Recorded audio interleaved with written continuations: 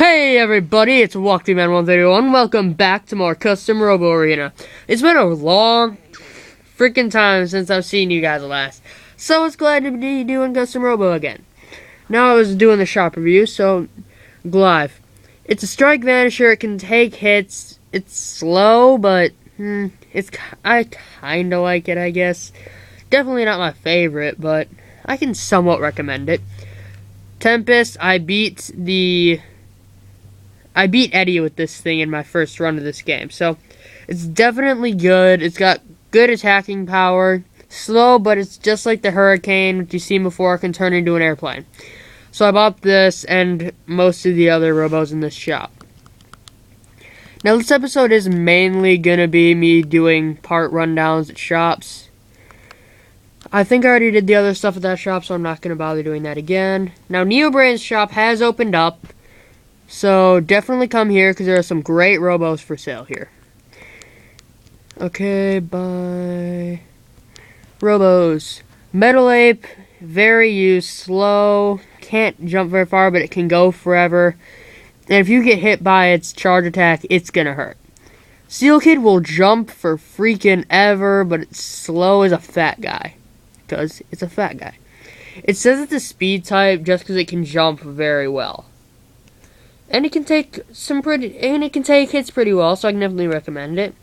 Luna is one of the best Robos in the game, but I'm not going to use it because I'm really not a big fan of it. It's definitely good. Do not let me not using it if you're somehow playing this game in America, because no one in America actually liked this game. But whatever. It's a good Robo all around. It's not balanced, but it can definitely get the job done. Swift, this thing's fast as crap, but it could not take a hit for its life. So you can look at its endurance in defense. It's really fast, though. If that's your style, I can definitely recommend it. Just like Bit and the Robin, which I have both of, because I kind of like those better. Now, Pike, it's fairly well-rounded. It hits hard. And it's got the nice air dash, but still not exactly my thing. Hurricane, Tempest without the extra bang, but hey, don't let me stop you. I like it a little bit, but I personally like Tempest better. Rising Gun is hard. It's okay, I guess, but there are definitely better guns out there. Right and left spike gun, don't like them. If that's your kind of thing, go with it. I just really don't like it. The slide gun you do need for a mission later in the game. Now, I did have a comment, and it said you should do the missions. I'm going to do all the missions that I can find, because there are a couple that I'm really bad at finding, after I beat the game. So, those will come, it'll just be later. And you've seen a boss use this, so, hey. Mega Burst Gun, Big Bang, low, reload. It's slow, and it couldn't hit. It's very short range. It's cooler for arcade mode, where it makes a big show of everything. Well, that's really all I can recommend it for, is for your entertainment. So, mainly a post-story gun. Meteor Fall Gun, I can somewhat recommend. It's delayed fire, so it's definitely a little harder to use. But it's got good homing, and it's pretty fast, so it's not a horrible gun, I guess. Scorpion Gun. This thing's just like the Meteor Fall Gun, except it's got better homing, but it's a little slower. So, pick your poison. Thunderbolt Gun you saw Tamara using earlier in the game. It's a good gun, it's pretty annoying, and it's got decent homing if it's being used against you. So I can kind of recommend it, but again, not using it. So that's all the guns in this shop. And sorry guys if you're not a big fan of these shop rundowns, but I'm really only doing this for a couple episodes because, I kind of have to. The Direct Bomb, it basically shoots directly at your opponent, I guess. There's really no other way to put it. Charge Bomb, you can charge the blast, I think. Yeah, you can charge the blast, so it can be anywhere from a pretty small bomb to a really, really big one.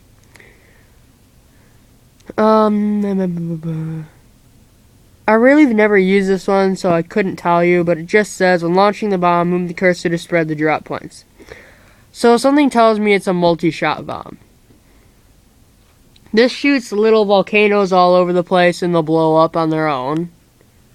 And that's really all there is for that. Pods. Charge pod is just like the charge bomb. So, hey. Dividing pod. Eventually it shoots two things at once, so making it good for cutting off escape routes, but that's really not my style. Buster pod explodes right after you fire. I mean, it hurts like crap, but it's rather... this one's hard to explain. I'll just show you a test drive. See? Look at how much damage that does. It's got... See? It's just weird. I don't really like it, but if that's your kind of thing, definitely go for it. It's not a bad pod. I just don't really like how it fires. The Skywave pod... You know, this is a very good pod if you're fighting a very aerial foe, like a Fogey or a Gramps or an Old-Timer. But really, other than that, I really don't think it's that good. Now, Acrobat pod doesn't attack and it doesn't home. It just launches you straight up in the air. So, it's like an extra jump without the jump. If it's your thing, go for it. It's not really mine. Legs. This thing, it doesn't affect your land speed, but it really helps your aerial attacks. So if that's your kind of thing, definitely go for it. It's one of the better legs in the game, but I'm more preferring high jump legs to that. But hey, if you want it, it's not like it can actually stop you. And now I'm going to go back to an older shop, because there's actually some new guns there, and one that I'm going to get and might use for the rest of the game. Yeah, I might actually not use the Gatling gun, ZOMG.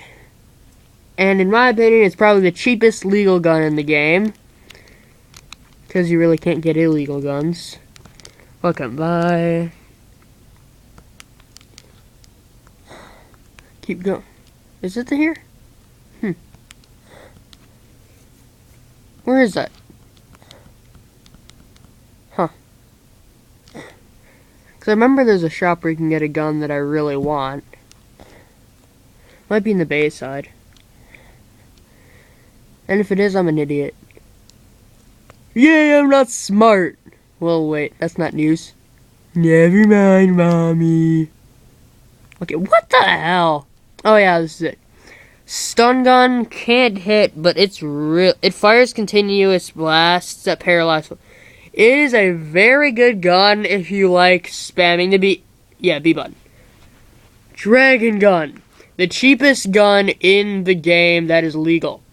It's great attack, it homes well, and it's almost always one hit down. I love the dragon gun, and I'm probably going to use it for the rest of the game. This thing, homing star gun. These things go towards your enemy. So, I'm not a big fan of this gun, but it's really good. So, yeah, it's just got low reload like the dragon gun, but it's really good. The right 5-way gun. The right and left 5-way guns are really weird. So basically, you fire like that, but if you jump, it goes left. If it's on land, it goes right. That's it. They're good guns, just not my thing. V-laser. I've never actually used this. I'll tell you what it is. The gun with no homing. If you like that kind of thing, go for it. It's a pretty good gun. These guns are just weird. I really can't recommend them to anyone. Bombs. You know, I'm really neutral on the rest of the parts in here. This shop really doesn't have any bad parts that you really should be concerned about. Besides, maybe the... No, these I will warn you about, though. Don't use it. You know how, like, a lot of times enemies will shoot you down right when you're landing? It'll decrease the speed you jump, but that really doesn't happen much. This makes you jump more like a big boy, alright? That's all the shop rundown. See you guys next time.